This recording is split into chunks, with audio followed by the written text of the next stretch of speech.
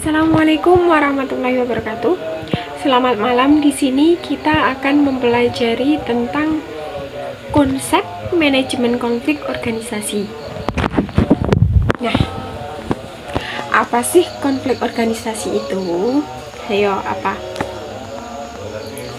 Konflik mengacu pada pertentangan antar individu ataupun kelompok yang dapat meningkatkan ketegangan sebagai akibat saling menghalangi dalam pencapaian suatu tujuan. Namun, pengertian lebihnya pernah juga dikemukakan oleh Stoner dan Wangkel pada tahun 1986, yaitu bahwa konflik organisasi adalah ketidaksesuaian antara dua orang anggota organisasi atau lebih yang timbul karena kata bahwa mereka harus berbagi dalam hal mendapatkan sumber-sumber daya yang terbatas. Juga aktivitas-aktivitas pekerjaan ataupun karena fakta bahwa mereka memiliki status, tujuan, nilai, ataupun persepsi yang berbeda. Dengan demikian ada beberapa ciri konflik organisasi. Nah, diantaranya yang pertama, ada dua belah pihak secara perseorangan ataupun kelompok yang terlibat dalam suatu interaksi yang saling bertentangan. Nah, untuk selanjutnya ada timbul pertentangan antara dua belah pihak dari perseorangan atau kelompok ataupun organisasi dalam mencapai suatu tujuan. Nah, untuk yang ketiga munculnya interaksi dengan perilaku yang direncanakan untuk saling meniadakan, mengurangi, dan menekan terhadap pihak lain. Maksudnya tidak menekan salah satu anggota gitu. Dan masih banyak lagi ciri-ciri konflik dalam organisasi. Lanjut untuk tujuan utama manajemen konflik. Tujuan paling utama dalam manajemen konflik ini adalah untuk membangun dan mempertahankan kerjasama yang kooperatif dengan para bawahannya, teman, atasan, ataupun pihak dari luar organisasi dalam organisasi tersebut. Nah, selanjutnya kita membahas tentang strategi manajemen konflik. Nah, dalam strategi manajemen konflik ini ada 5 langkah yang mendasar ya. Ada pengenalan, diagnosis, menyepakati solusi, pelaksanaan, yang terakhir ada evaluasi. Kita akan membahas satu persatu. Yang pertama ada pengenalan. Ini adalah langkah awal dari manajemen konflik, yaitu dengan mengenali permasalahan yang terjadi dan siapa yang terlibat dalam konflik itu, juga keadaan di sekitar pada saat adanya konflik tersebut. Dan yang kedua ada diagnosa. Melakukan analisis untuk mengetahui penyebab konflik tersebut. Kenapa sih terjadi konflik ini? Dan selanjutnya ada yang ketiga, yaitu menyepakati solusi. Setelah kalian melalui diagnosis, organisasi itu harus menemukan suatu solusi yang tepat untuk menyelesaikan konflik yang telah terjadi. Nah, tapi solusi itu tuh harus dibicarakan dengan pihak antara si A sama si B, dan ada penengah di antara mereka gitu. Dan harus ada kesepakatannya juga. Solusi itu kan menghasilkan kesepakatan itu. Nah, selanjutnya setelah itu kita ada pelaksanaan. Pelaksanaan itu ya itu kita melaksanakan kesepakatan yang telah kita buat sebelumnya itu. Nah, dan semua pihak itu harus menerima dan melaksanakan kesepakatan tersebut dengan sebaik mungkin. Namun harus diperhatikan bahwa kesepakatan tersebut tidak boleh menimbulkan konflik selanjutnya ataupun konflik kepada pihak lain. Mengantisipasilah. Nah, yang terakhir evaluasi. Apa sih evaluasi itu ya?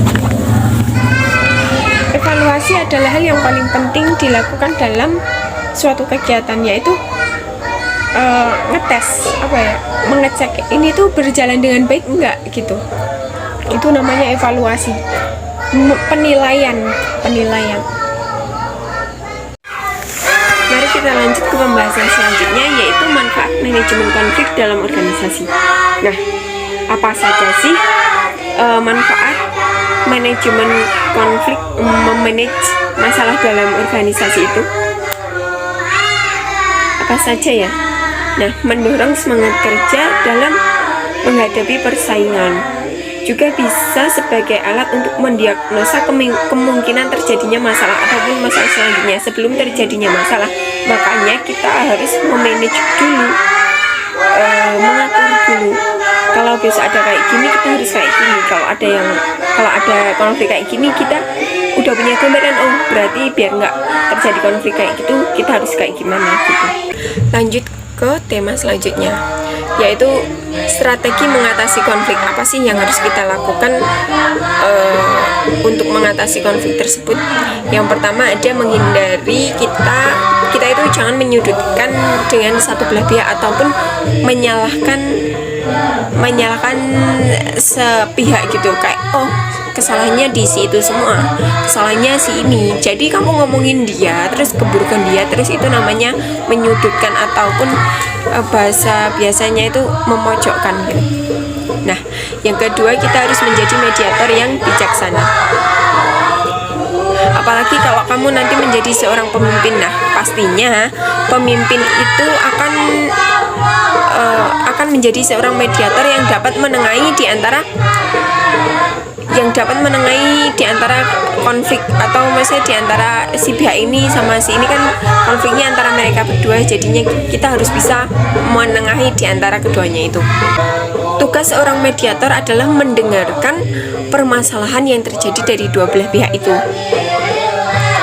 lalu memproses informasi tersebut dan menyimpulkan secara objektif. Yang ketiga ada mengambil keputusan bersama.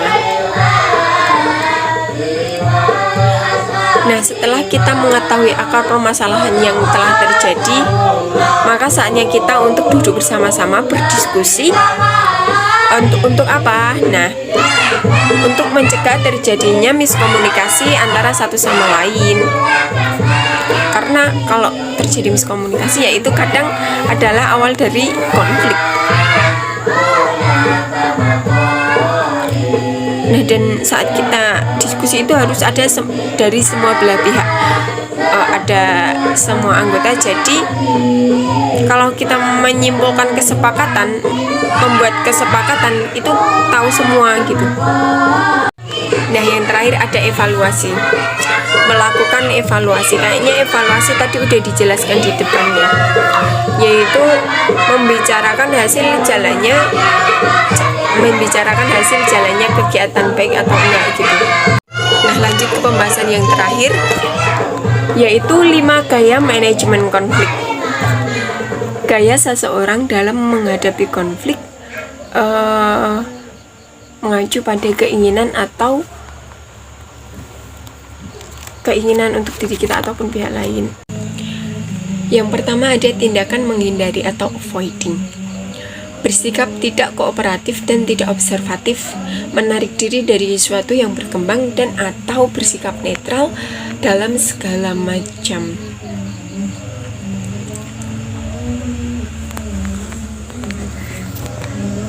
Ya kayak lari dari masalah gitu loh. Nah, lanjut yang kedua ada kompetisi atau komando otoritatif. Bersifat tidak kooperatif tetapi asertif. Nah, gitu. Yang ketiga ada akomodasi atau meratakan. Bersikap kooperatif tetapi tidak asertif gitu. Membiarkan keinginan pihak lain menonjol. Lanjut yang keempat yaitu ada kompromi gitu, bersikap kooperatif dan asertif. Nah, memasuki gaya yang terakhir yaitu kolaborasi. Kolaborasi itu kerjasama ya. Bersikap kooperatif maupun asertif.